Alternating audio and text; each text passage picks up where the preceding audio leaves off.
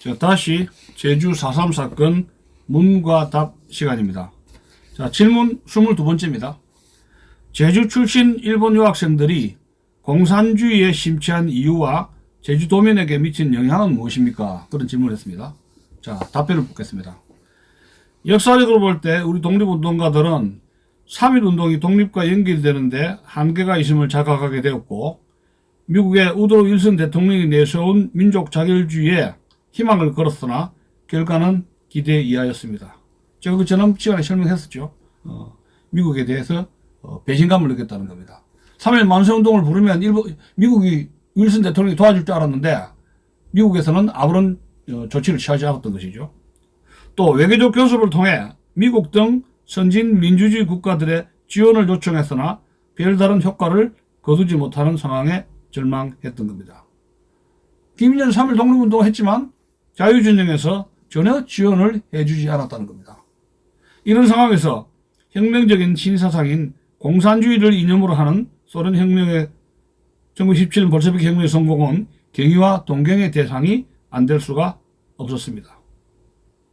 또한 일본의 가혹한 식민 통치 아래 여러가지 사회적 모순을 목격한 조선의 지식인들이 사회주의, 특히 레닌이 내건 민족 해방론에 관심을 두게 된 것은 자연스러운 현상이었습니다. 여기서 레닌의 민족 해방론이라는 것은 식민지의 제국주의 국가에 의해서 주권을 상실한 그런 나라들, 그런 소련이 사회주의가 지원해주겠다, 뭐 그런 것이 민족 해방론이죠. 제주 출신 일본 유학생들도 공산주의에 심취하게 되었는데 그 이유는 제주 항쟁 독립운동사에 잘 나와 있었습니다. 자, 여기서 그 코민테른의 일당 일국주의 원칙 그거 좀 설명을 드리고 싶습니다. 코민테른이 1919년 레닌의 주도로 모스크바에서 창설된 공산주의 인터내셔널의 약칭이죠. 국제공산주의운동, 국제공산당 조직입니다. 코민테른은 1928년에 개최된 제6차 대회에서 일국 일당주의 원칙을 규정을 합니다. 따라서 종래와 같이 일본 국내에서 일본 공산당과 공청 조직에 병립해서 조선 공산당과 공청 조직이 존재할 수 없게 됐던 겁니다. 일본 공산당도 1931년 4월 정치 강령의 기본 슬로건으로 조선, 대만 등의 완전 독립을 내세우고 당 중앙에 민족부를 설치를 했습니다. 그리고 기간지에 우리들 일본 공산주의자들은 모든 수단과 방법으로 조선의 민족해방운동과 노동자 농민의 혁명적 민주적 독재 수립을 위한 그들의 계급투쟁을 원조할 의무가 있다고 천명했던 겁니다. 또한 일본 공산당은 1932년 태제의 그 제목은 일본의 정세와 일본 공산당의 임무라는 1932년 태제의 행동 강령 속에서도 조선, 대만, 만주, 기타의 중국으로부터 약탈한 영토의 해방, 거기로부터 일본 군대의 즉시 철병, 즉 식민지 해방에 관한 슬로건을 내걸게 되었고, 이어 1932년 8월에는 제1한국인이 밀집하에 거주하는 1933년 6월 말 현재 오사카 거주 한국인 수는 13만 3,225명으로 도쿄보다 3.5배나 많았던 겁니다. 자, 간사이 지방당부에 즉각적으로 소수민족부를 설치하도록 지시를 했던 겁니다. 따라서 이 시기 일본 공산당원으로서의 한국인의 투쟁은 한국의 해방을 위한 투쟁과 결부되어 있었던 것입니다.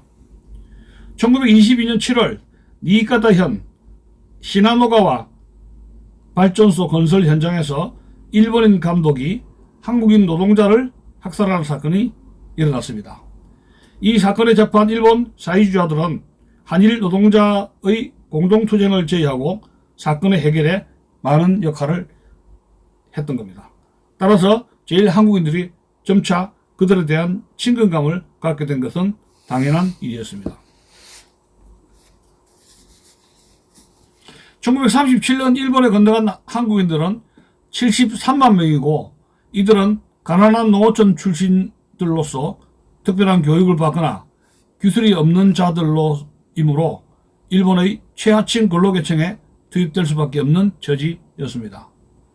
따라서 당시 일본인들이 한국인들을 보는 눈은 좁아하고 흥분을 잘하고 쉽게 보안해동하고 근검위생 사상이 모자라고 낭비하며 게으르고 불결하고 더럽다고 멸시를 받는 실정이었고, 이를 보는 의식 있는 9,914명의 유학생들은 자연적으로 민족의식과 조선 독립을 지원하는 급진적 사상에, 즉 공산주의 사상에 빠져들었던 것입니다.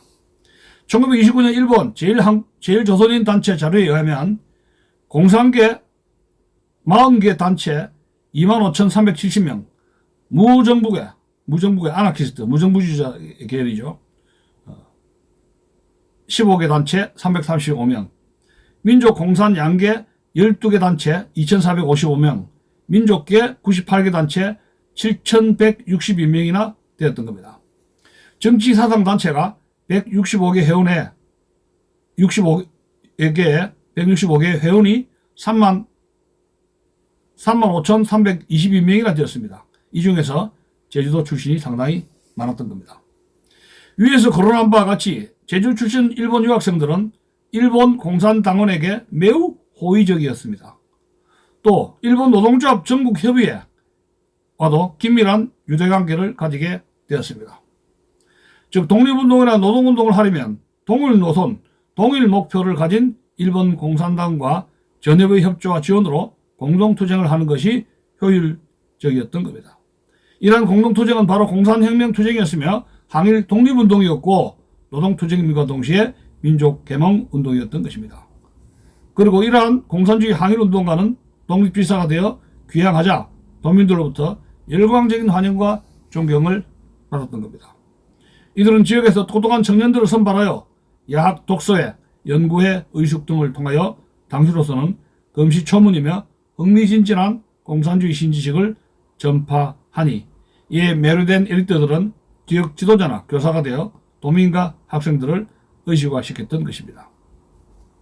그러나 이들 선각자는 독립운동 면에서는 높은 평가를 받았으나 해방 후 건국과정에서는 국제정세를 정확히 분석하는 해안이 없었고 자유와 인권 보장이 부정되는 신념에 매몰되어 결국 자멸의 길을 걸었다는 것은 커다란 아픔이라고 아니할 수 없는 것입니다.